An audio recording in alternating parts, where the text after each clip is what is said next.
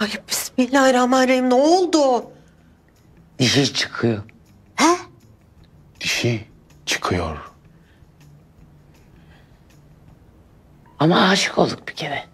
Merhaba arkadaşlar, yepyeni haberlerle karşınızdayız. Yakacaksınız beni, Barış Arduç'un panik anları. Gülse Özay ve Barış Arduç önceki akşam Armutlu'daki bir mekandan çıkarken görüntülendi. Arduç, anneler günü için hediye aldınız mı sorusuna esprili bir şekilde şu yanıtı verdi: Yakacaksınız beni.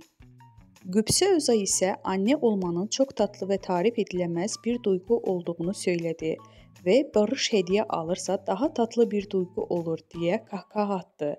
Keyifleri yerinde olan çift daha sonra muhabirlere teşekkür ederek evlerinin yolunu tuttular.